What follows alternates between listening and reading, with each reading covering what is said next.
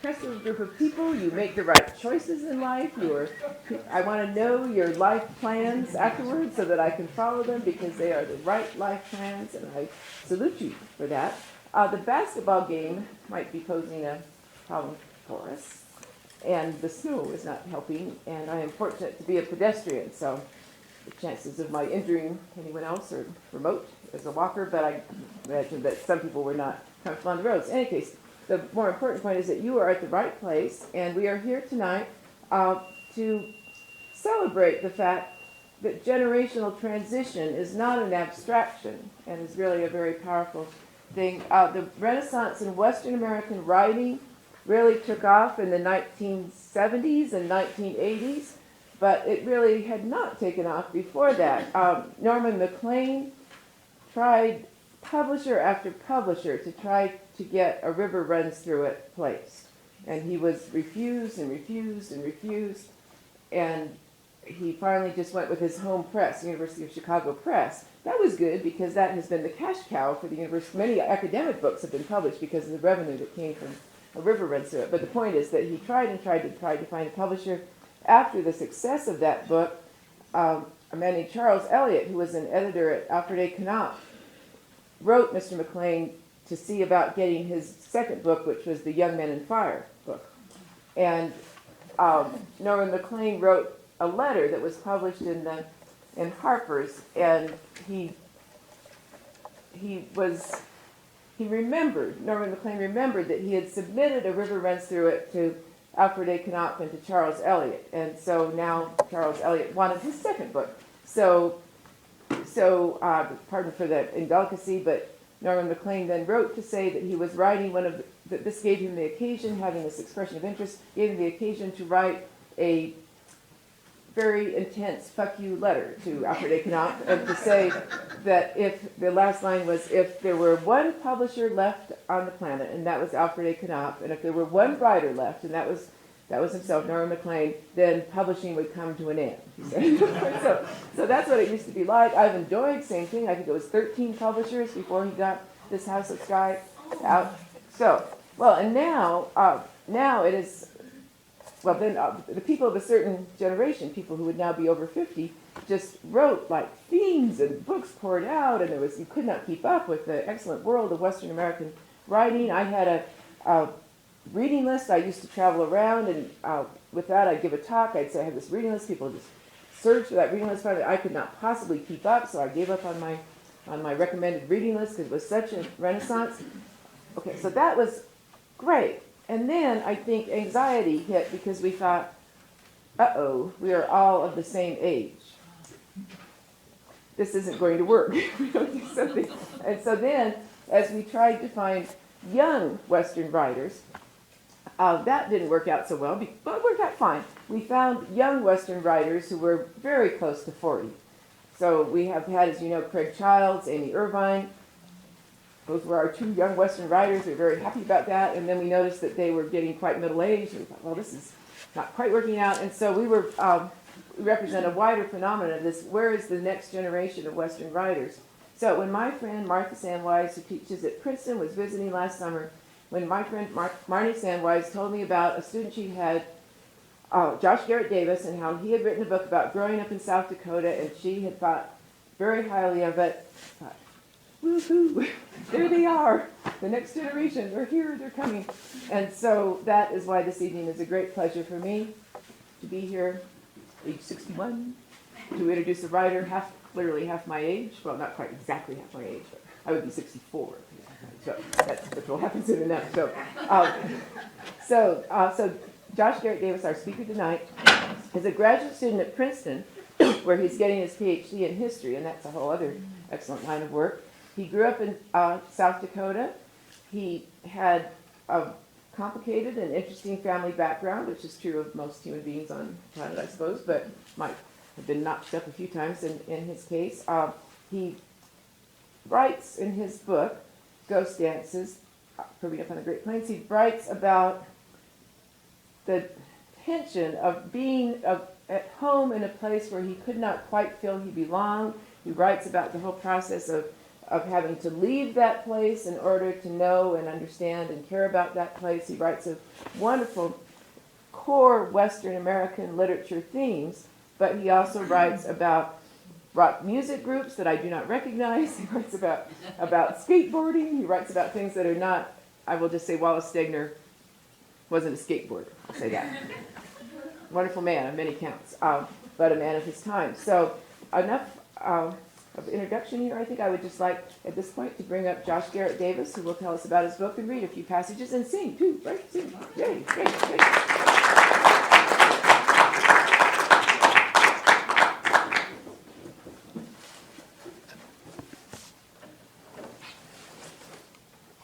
I'm actually going to sing first because is that on? Is that coming through? No. How about that? There we go. I was a musician before I was a writer. Well, I mean, who knows when you're always writing or singing, but I kind of aspired to be a musician before I aspired to be a writer as a calling or whatever the word would be. And I actually worked out a lot of or started to think about the juxtapositions of geology and culture and mythology and life in music before I really started digging in on writing the book, though I was thinking about it. And this, I'm going to sing a song that I actually wrote in Colorado when I was probably 23, 24. I guess I was also wanting to be a writer too. I was wanting to be a journalist, and I did an internship at High Country News in Paonia and spent a few months out there. And I had my guitar with me, and it was otherwise pretty lonely in that small town, and so I had some time to write songs.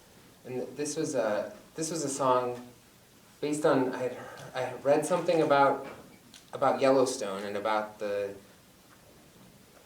fact that it's a hot spot like Hawaii or something that theoretically it could blow. It could just go. And I think there was something kind of appealing about that.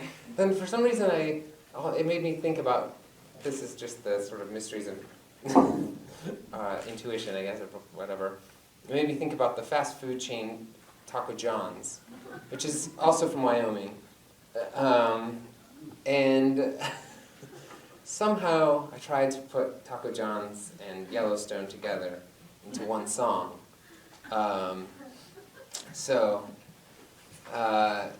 This song is called Fountain Pop Suicides. And I suppose you all, I don't know if you all say soda or pop here. Pop. Say pop, soda, both. Okay. Well, in South Dakota we say pop, so that fountain pop, and then a suicide is when you make a mix of all the flavors.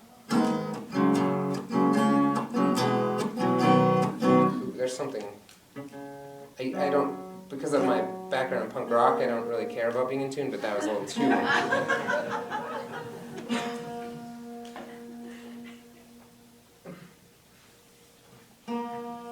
And I had tuned it, but this weather.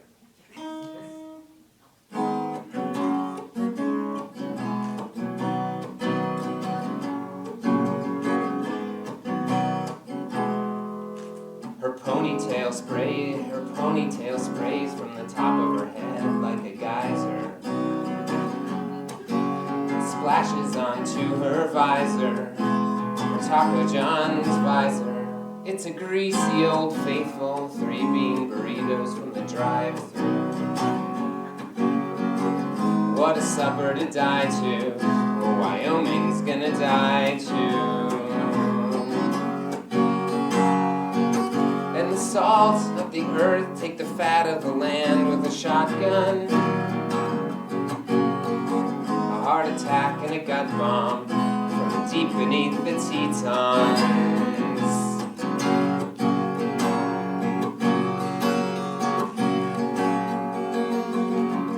Mixing fountain pop suicides while we wait for the mountaintop to decide that we've done enough, we've done enough, we've done enough.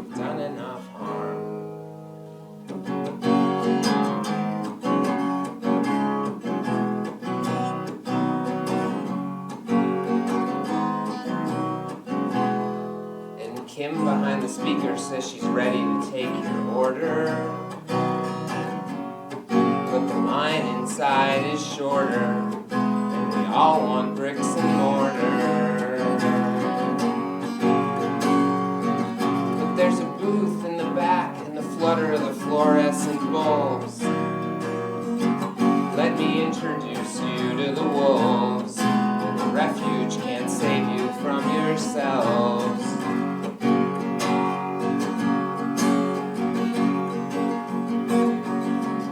Mixing fountain pop suicides while we wait for the mountaintop to decide that we've done enough, we've done enough, we've done enough, we've done enough harm.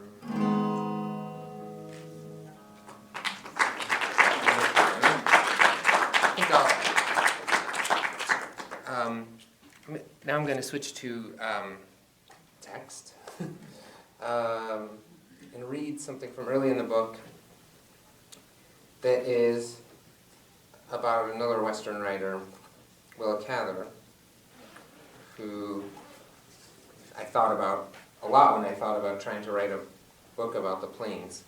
So this is about the adolescent Willow and how it's sort of, and the adolescent me a little bit. Superstition versus Investigation, reprinted from the Red Cloud Chief of June 13th, 1890. It's a Xeroxed printout that the Catherland boosters give to tourists in Red Cloud, Nebraska. It's the text of Willow Cather's high school graduation speech. Willow was one of 3 graduates, the only girl, and she indisputably fit the description punk rock. I could scarcely have imagined a classmate or comrade who was so hardcore. She glowed with ferocious genius and individual sensibility. She blazed around her little plains town of 5,000, attaching herself to grown-ups who had wood to feed her mind's fire.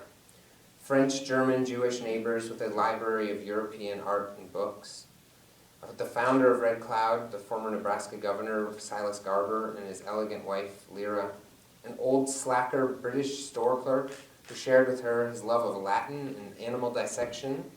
And a host of less educated European immigrants, Bohemians, Norwegians, and others who lived and told great stories.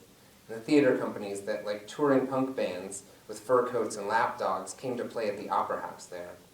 Everything that I did as a sour, ambitious adolescent in Pierce, South Dakota in the 1990s, Willa outdid in the Red Cloud in the 1880s. I too scouted for culture, though I wouldn't read her work until I went east to college. I was enchanted by my dad's Mennonite anarchist friend, Michael Sprong, who stayed on a cot at our house when he came to Pierre to lobby the state legislature for the South Dakota Peace and Justice Center, and who gave me dubbed cassettes of radical punk and hip-hop and old copies of a Christian anarchist zine called A Pinch of Salt. I went to the Rollins Municipal Library after school and read Rolling Stone, and then discovered Harper's, which was oh so much smarter. I became pen pals with a punk singer from Portland, Oregon, who put out a funny, cerebral slacker zine called Burn Collector. I dressed like an old man, sporting polyester polo shirts from my mother's father in California and from Value Village. But Willa dressed like an old man in 1880s Red Cloud, infinitely more badass. She cropped and shingled her dark brown hair and wore a starched shirt, suit, and tie with a bowler hat. She had a babyish face and gray blue eyes and looked like an iconoclastic Oliver Twist. Her graduation speech, which she delivered in the Red Cloud Opera House as a 16-year-old, is high-flown and abstruse. It's also hard to make sense of without knowing about her frictions with her town. Perhaps her mother convinced her to wear at least a skirt for the occasion, but maybe she just went up there in pants and anarchist hair and rocked it. The speech begins as any adolescent pronouncement should. All human history, and it grows from there. She disdains the superstition of the ancient Hebrews who delved into the mystical and metaphysical, leaving the more practical questions unanswered. And they were subjected to the evils of tyranny and priestcraft. The Greeks, by contrast, allowed no superstition, religious, political, or social, to stand between them and the truth, and they suffered exile, imprisonment, and death for the right of opinion and investigation. Sadly, history sank into the Dark Ages, when the earth seemed to return to its original chaotic state, and there was no one to cry, Fiat Lux. All the great minds were crushed. Superstition had conquered.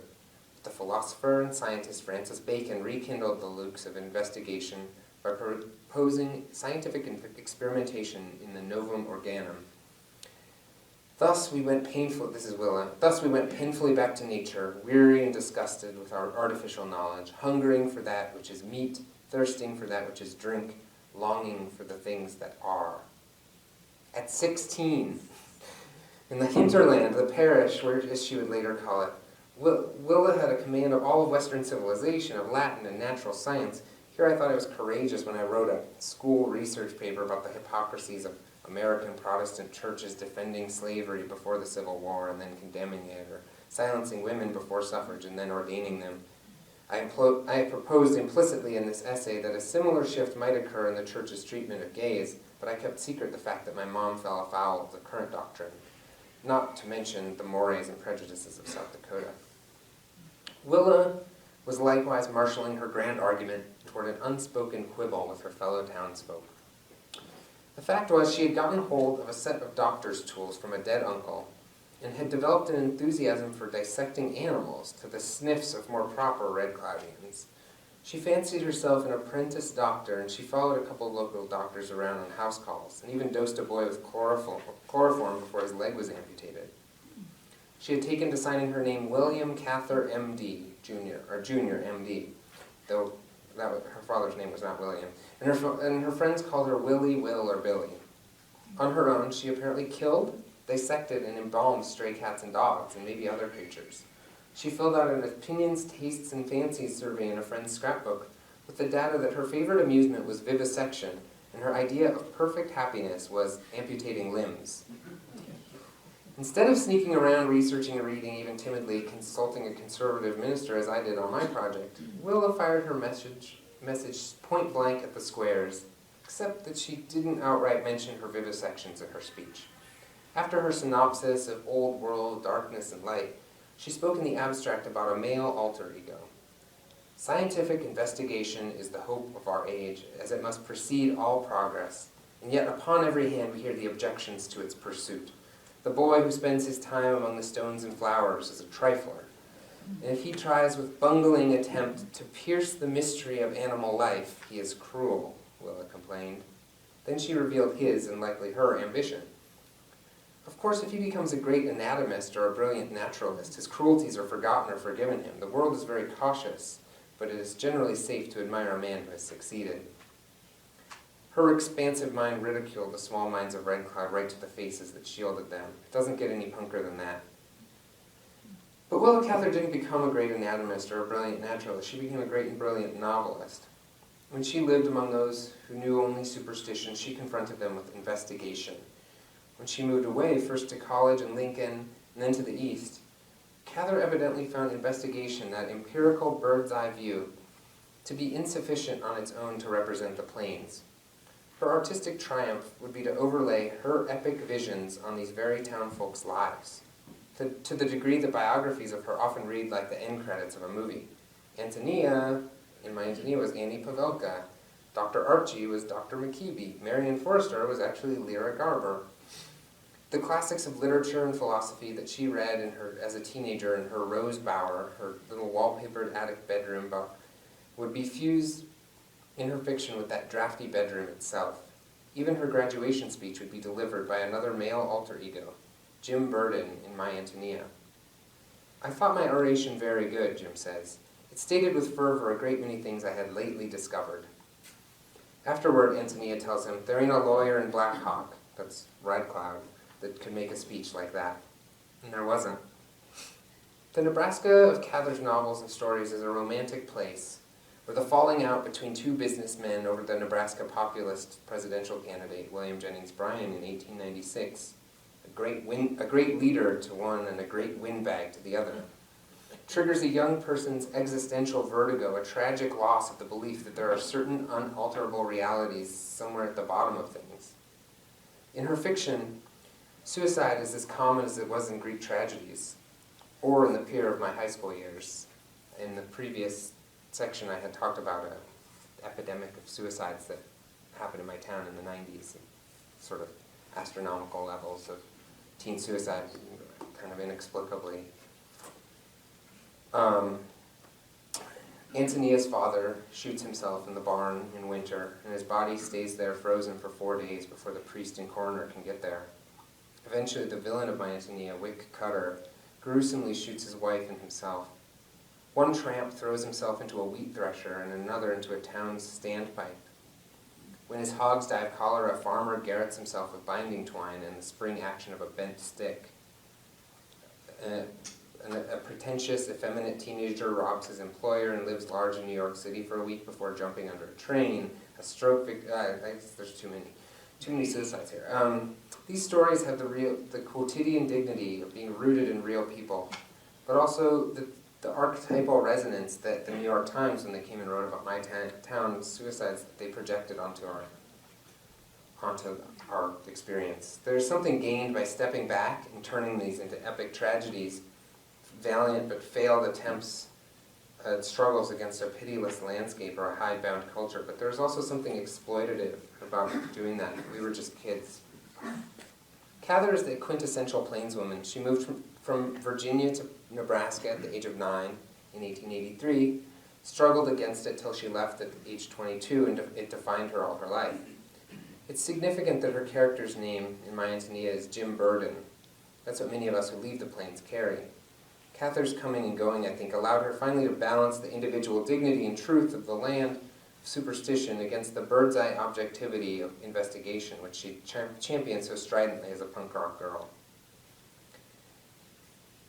After I left, landing ultimately like Cather in New York City, I often went back to explore and visit places where I lived as a kid and to explore new places I hadn't been.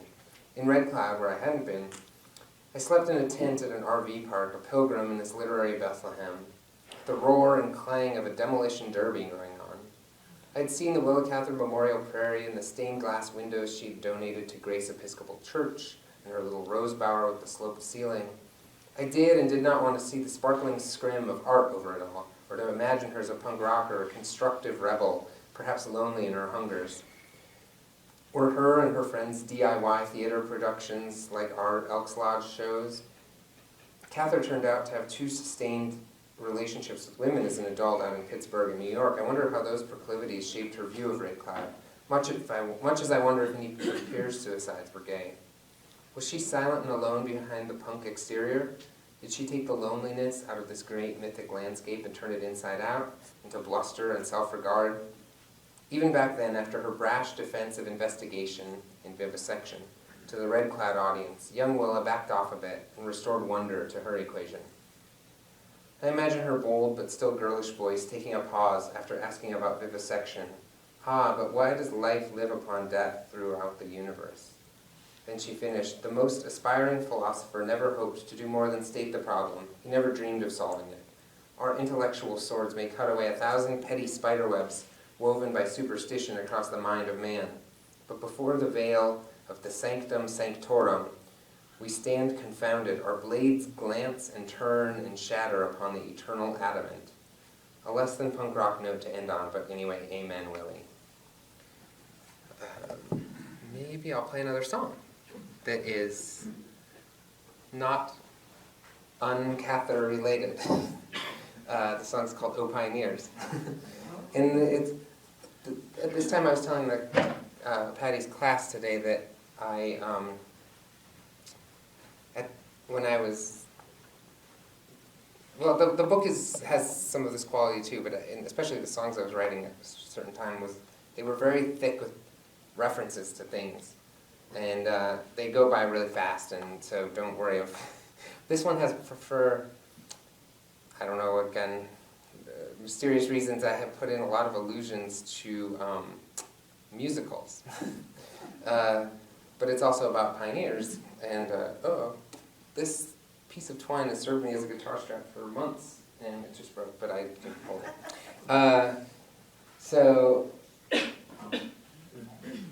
This was the time when I had a really strong desire to come back and move west again, and that's not gone, but it's less urgent, I think, than it was at this time for me. Actually, maybe I'll grab this chair and put the guitar on my knee. The tree doesn't fall down.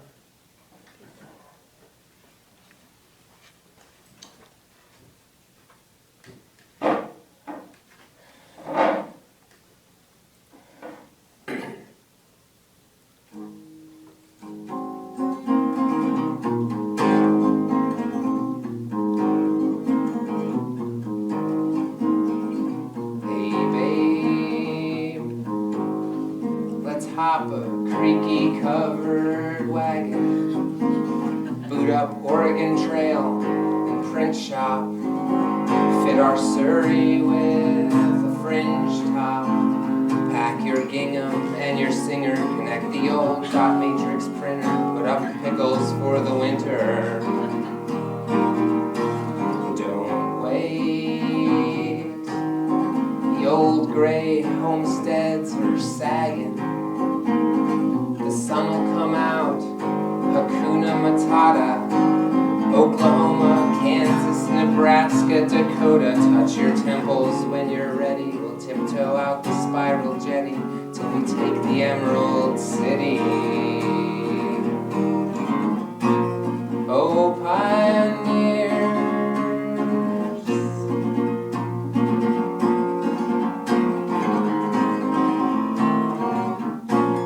oh, pioneers,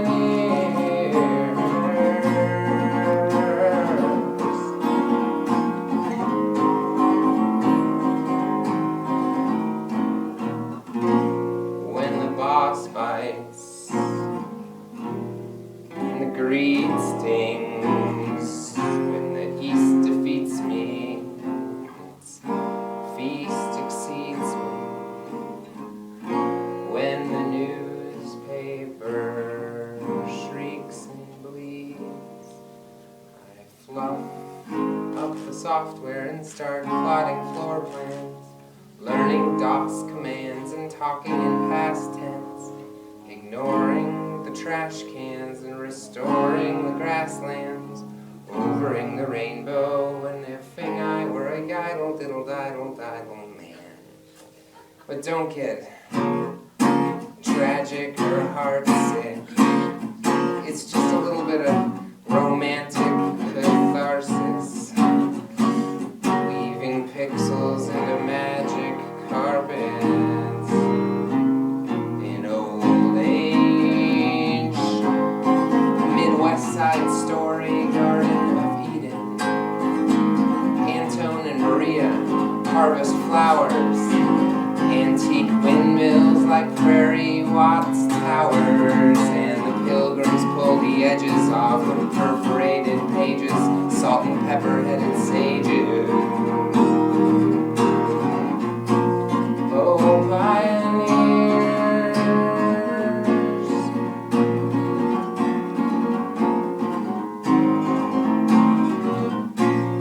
oh, pioneers,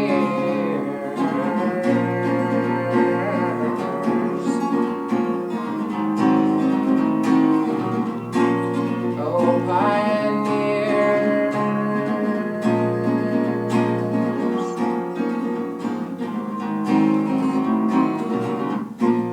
oh, pioneers.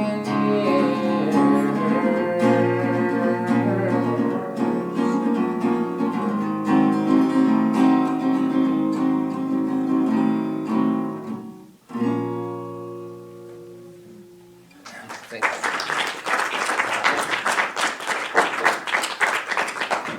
I was thinking about this this thing about all the references, and I think it's, I don't know if the next generation coming up will have this. I think people my age have this burden of references. And maybe that's I had that feeling in writing the book, and I just was thinking about this as a Western, trying to write something as a Western piece of literature at this time when you know that there's so many layers of sort of fiction and fantasy in, you know, wearing a pearl snap button shirt, or or, you know, thinking about homesteading, or all these things that you can't really take yourself completely seriously, but you still have the desire. You have this deep feeling like you want to. I shouldn't say you. I mean, I should say I. But that I felt this desire of I wanted to go. I want to be a homesteader. I want to do something, but at the same time knowing that that's ridiculous, and that there's Dr. Quinn, medicine woman, on top there, and there's like 15 different layers, and so it's hard to take it as seriously as Louis L'Amour would or something, or some earlier generation. Or I think even, I don't know. I feel that, say, Ivan Doig or Norman MacLean were closer to some reference of what maybe closer to the period where there was some sense of, or some more of the elements of the frontier story were happening. Say, I don't know.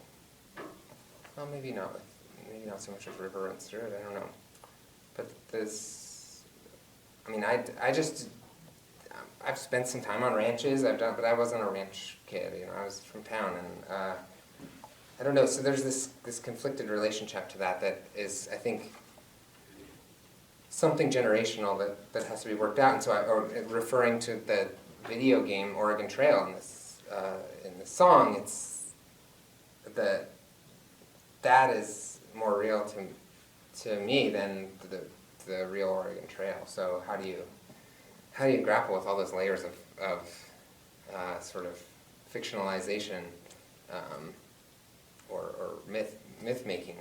So that was just a thought that it went because. But maybe that's the wrong. Maybe I should. I don't know. Now I think, well, skateboarding it's actually a Western sport, really. I mean, it's Santa Monica, right, or somewhere in California is this origins of that modern sport. So why isn't that as legitimate as being a cowboy? I don't know. So I don't know how much should I read another section, or should we do Q&A? Oh, we could read just another. Yeah. Okay. I was thinking.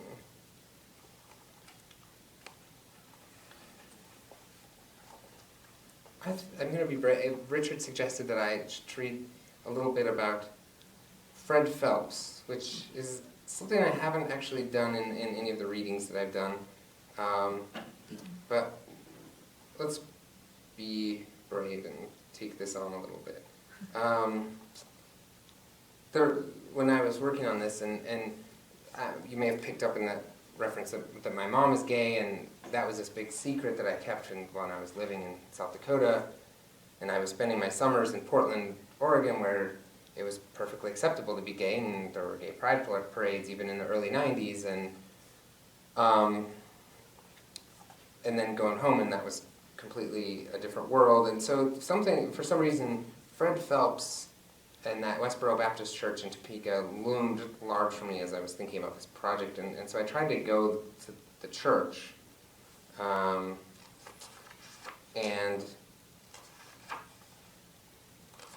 just attend a service. And unfortunately, I was unsuccessful. It's not really a church as much as a compound with a cult inside it. But there's something, they have these unbelievable series of websites that you may have heard of, and as well as their protests.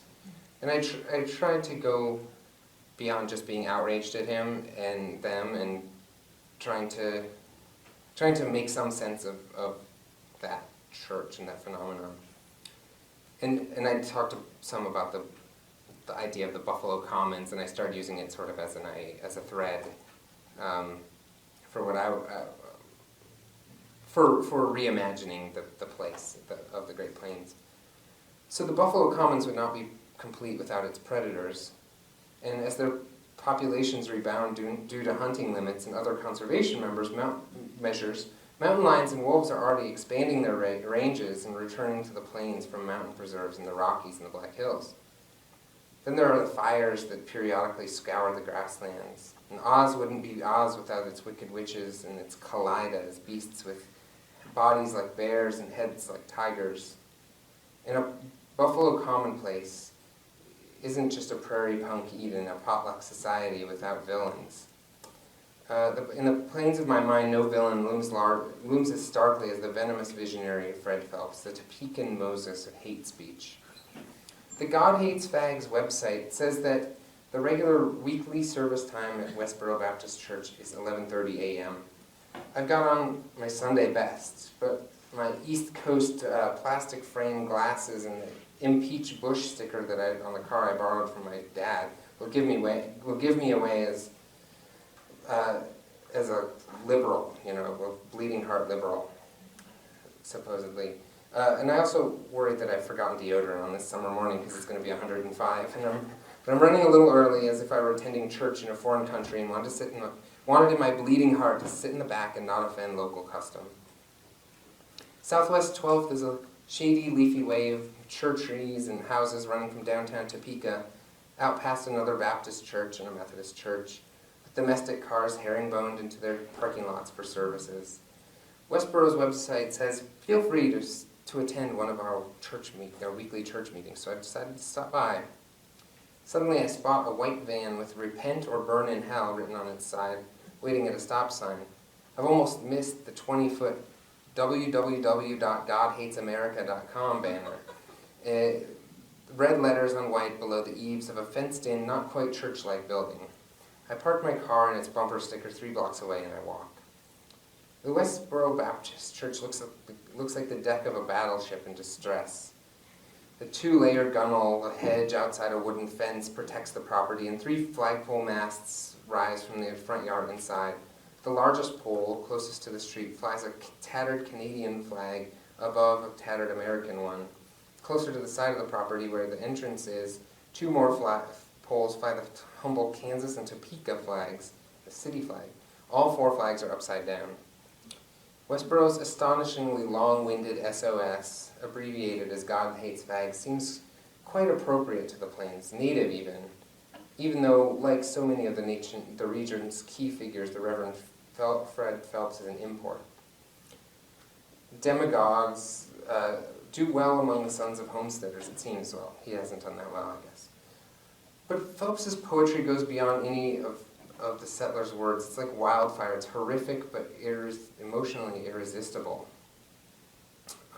Walking up to the side of the property near the Topeka flag, I see a pre-adolescent boy scurry from an emerald minivan to the building and back. The van's sliding doors still open when I reach the padlocked gate. The boy sits in back, and 2 women sit up front. Both women are plain in a way that anachronistic Christians often are, stocky, old country, anti-glamorous. The younger woman in the passenger seat wears a headscarf that reminds me of Hutterite uniforms in other parts of the Plains. The boy is noticeably uncool for his age. Do you know where the entrance is, I ask, peering into the van through my plastic glasses? The entrance is usually here, but it's locked now, the driver replies helpfully. Sorry. I back away to wait for the church elders to arrive and unlock the door. I'm still 10 minutes early.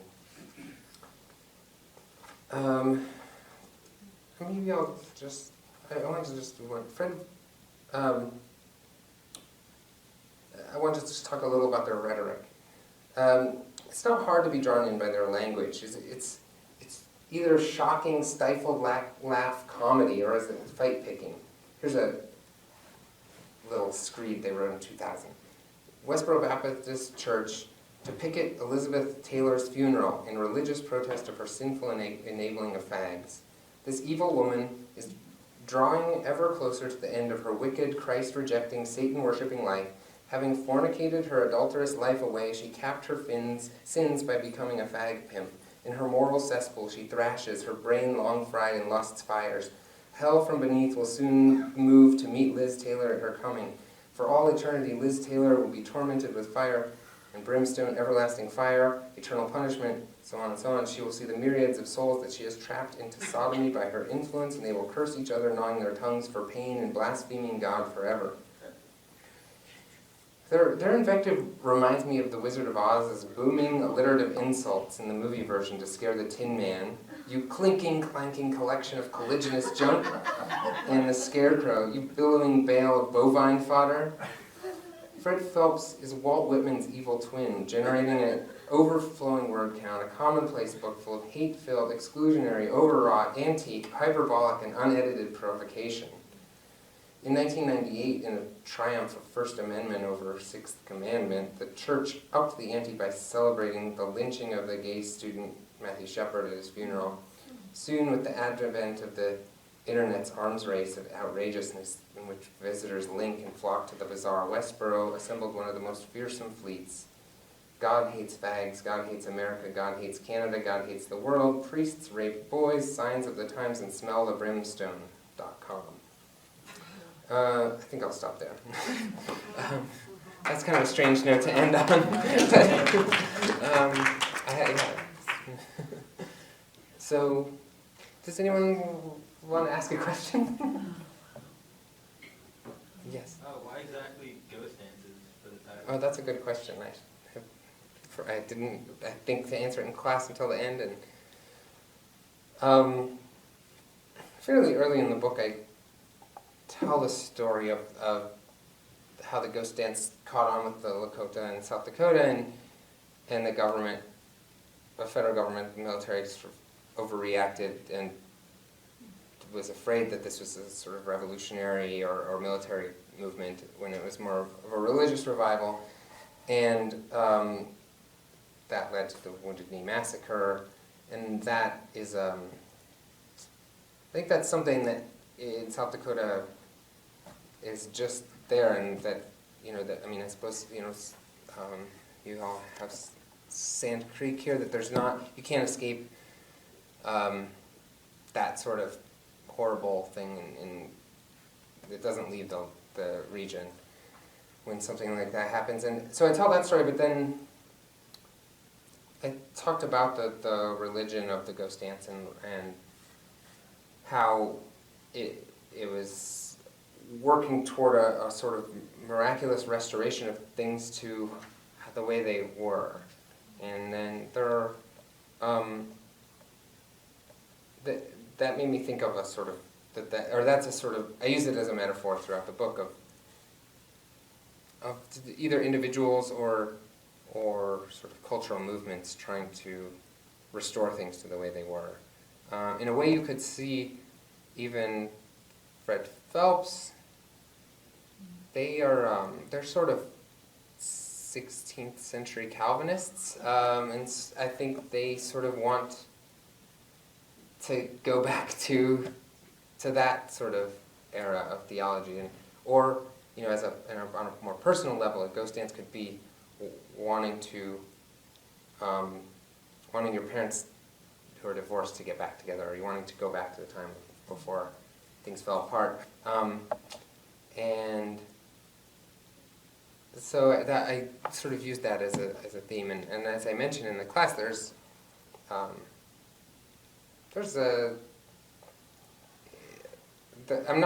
somewhat ambivalent about having used it in it,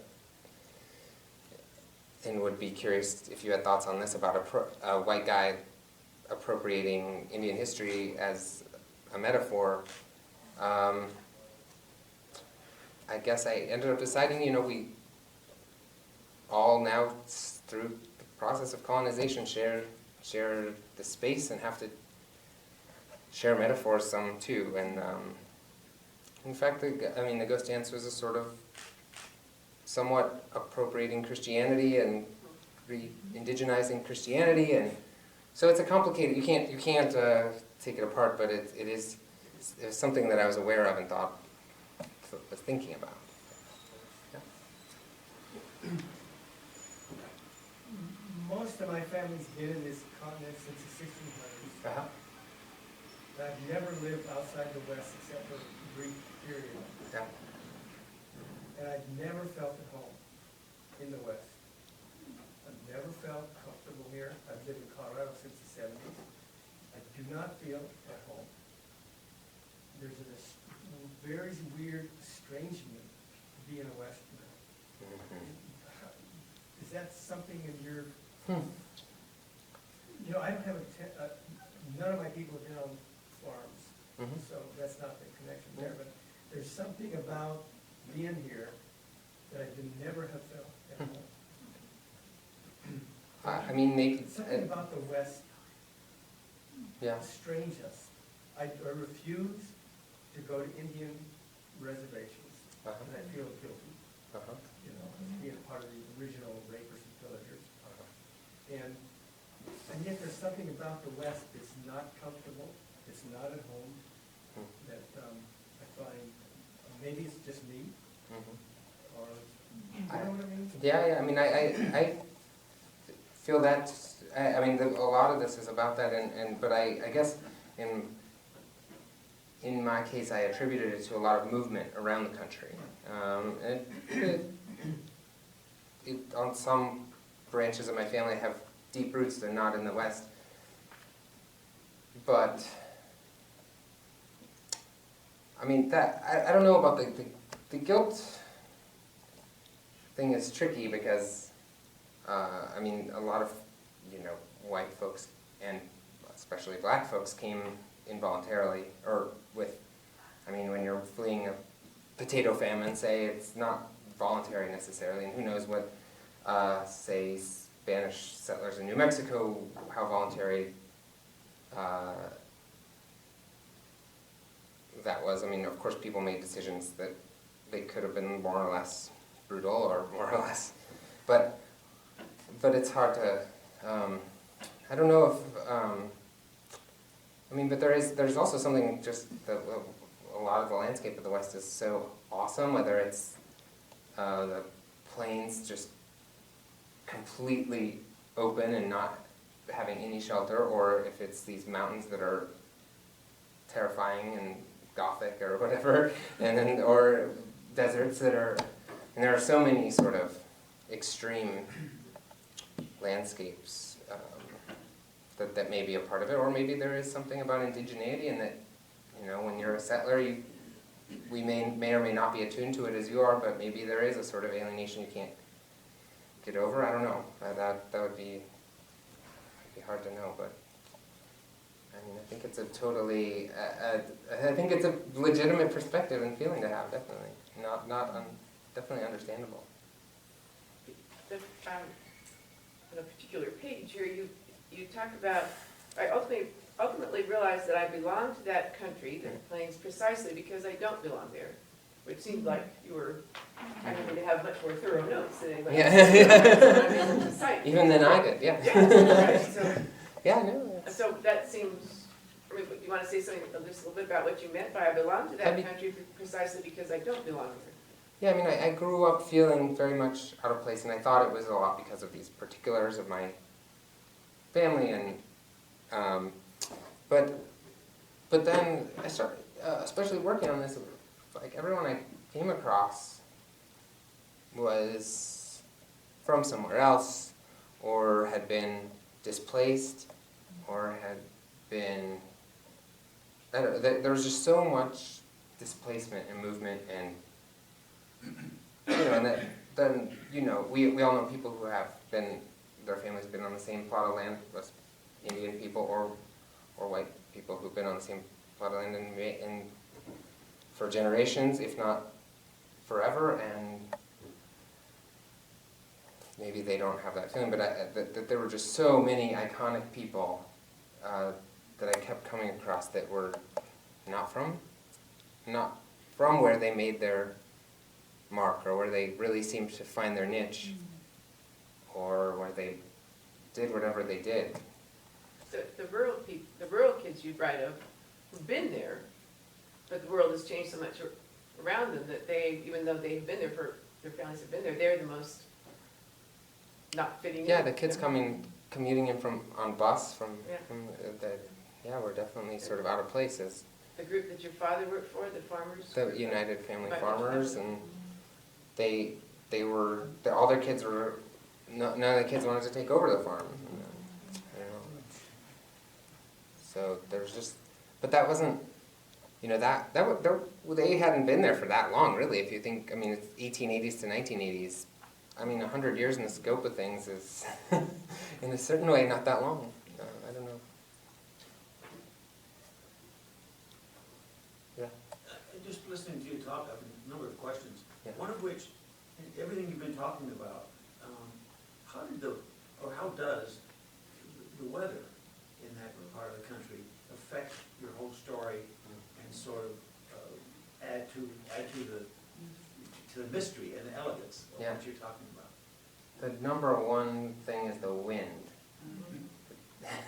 the damn wind,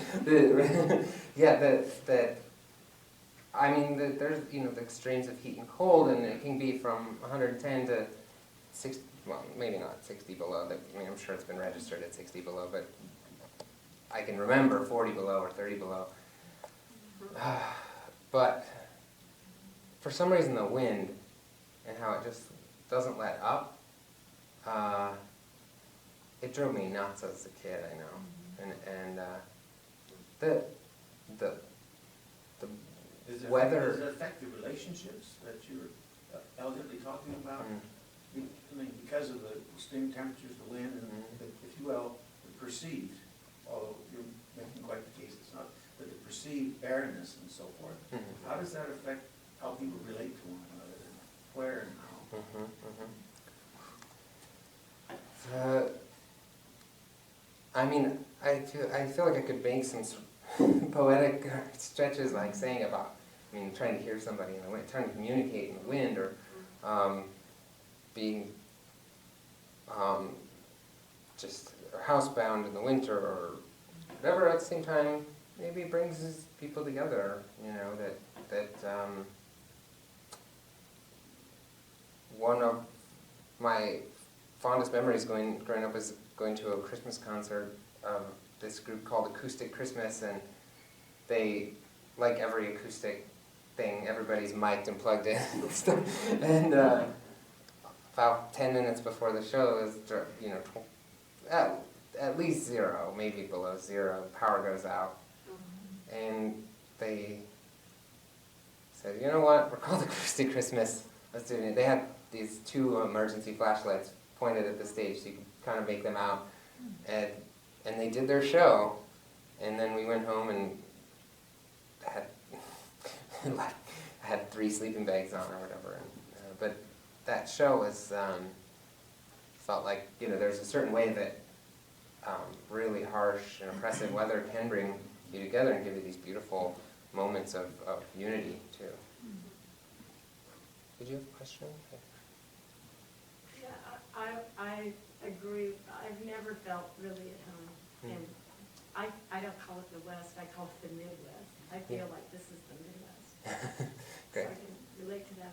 But I think the people that come here and that have historically been here, at least the ones that haven't been wiped out, the Indians, that it's a new and it's changing. And like the people I meet here and like know people that I've met on the coast where I'm from the Pacific Northwest, or from Palo Alto, I feel much more grounded, like much.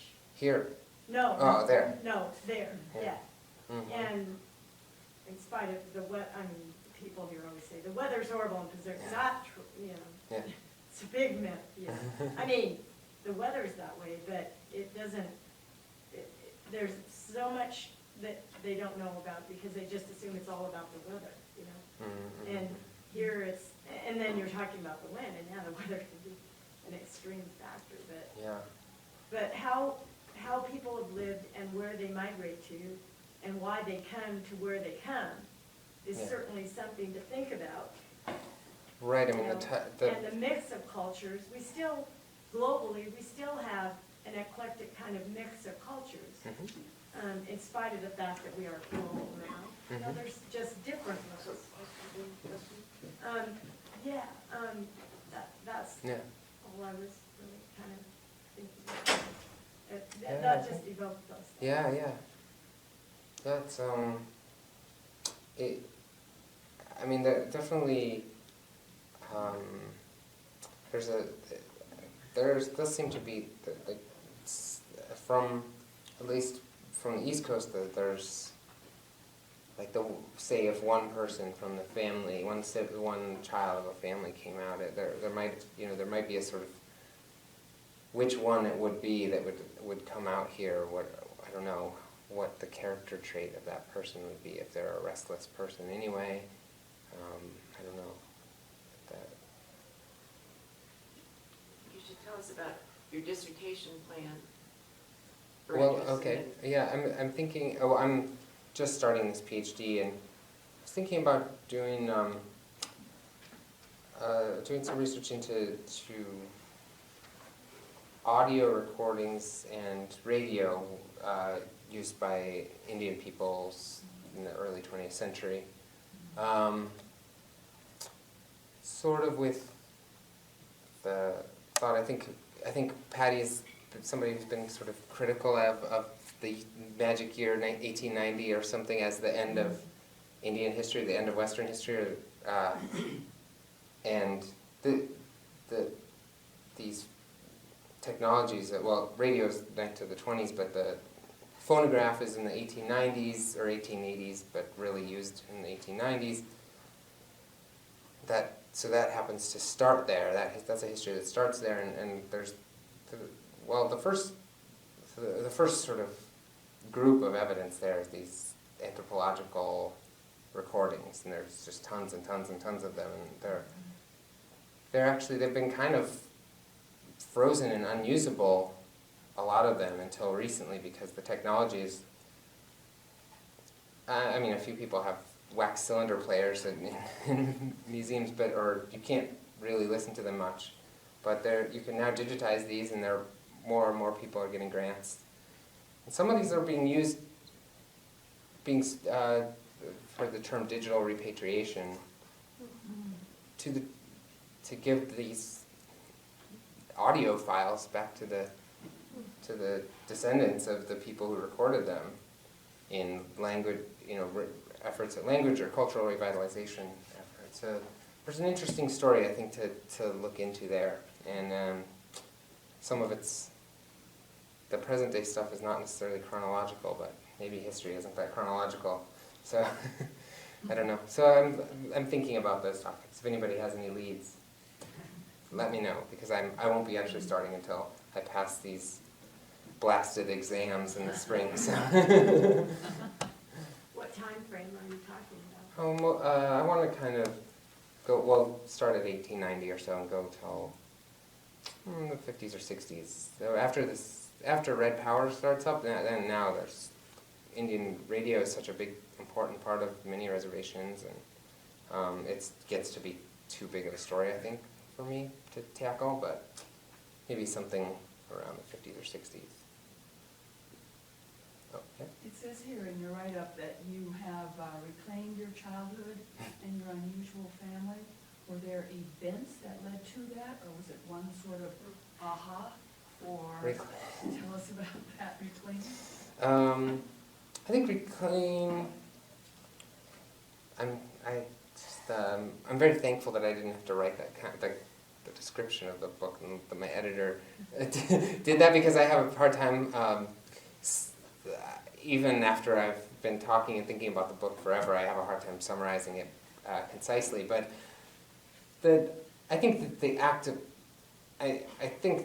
of the book mainly is the reclaiming, kind of through research and collecting sort of bunch of either alter egos or stories that resonate with my childhood and feeling not so alone. I'm an only child too, so there's a sort of there was a sort of loneliness in this whole thing, and I think that's another aspect of the Western landscape, is the loneliness that us often happens, I think. And even if you're with people, I think you can feel really lonely if you're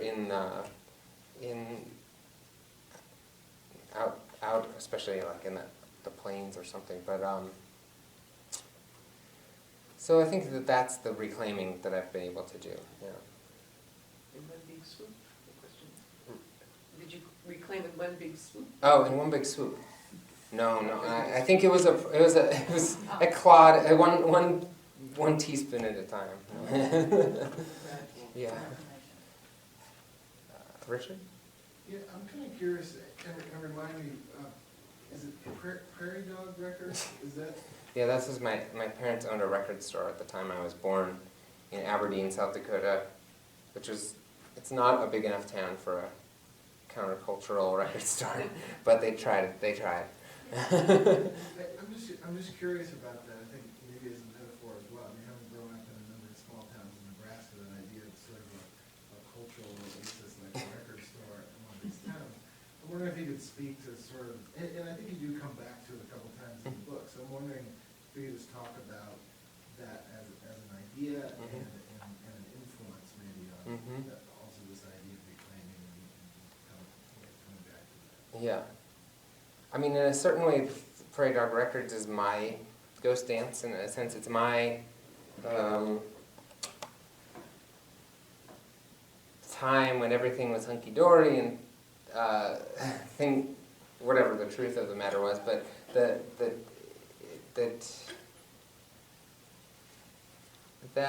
effort that they did that and worked crazy hours and didn't make any money and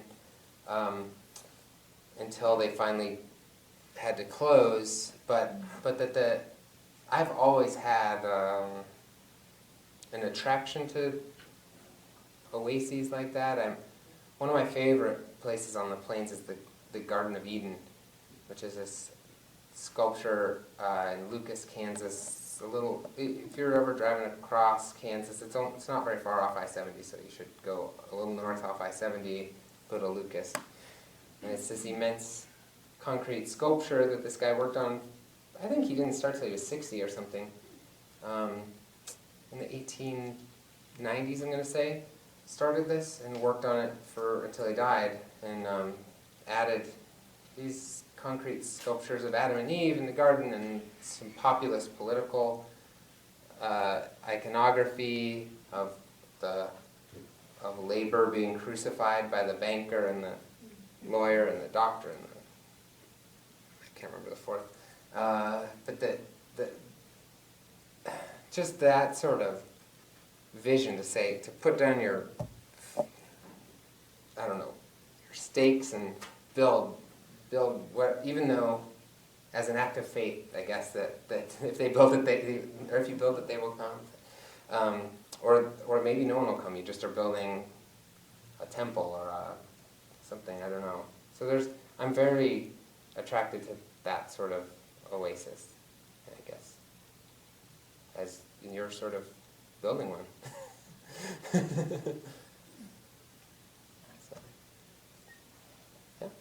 This is kind of, I don't know if you'd say random or whatnot, but I just kind of wanted to get your feel growing up in South Dakota and having kind of a punk rock mentality and a bleeding heart liberal, seeing the land and how it was being used in ways with like oil and refineries and whatnot, and mining in the Black Hills. How did that react or make you feel when you were growing up? How did that influence you? Was it even an influence? You know, well, the North Dakota oil boom hadn't started. That's very recent. But I do remember going up to that gold mine, the Homestake gold mine. The town of Lead, where that is just one street after another. They just sorry, we're going to take off another street. We're going to keep. It's now done. I guess it's going to be a neutrino lab in the deep bottom of the mine. I don't know if I can. I mean, my family was quite environmentalist, though I don't know that was ever an issue that was coming up. I guess uranium mining was a big issue in the 80s, and protesting against that, or they were trying to put a sewage ash dump in this town, Edgemont, southwestern South Dakota, and I don't know, there are a lot of issues, but personally, I always, I don't know if I sympathized with those issues, but for some reason they weren't the issues that really resonated with me, the environmental issues. And I think part of it, I remember in college when I read that William Cronin essay of the trouble with wilderness. It was the first thing where I thought my parents might have been, that I wanted to change from my parents' ideals in a way, or that this, and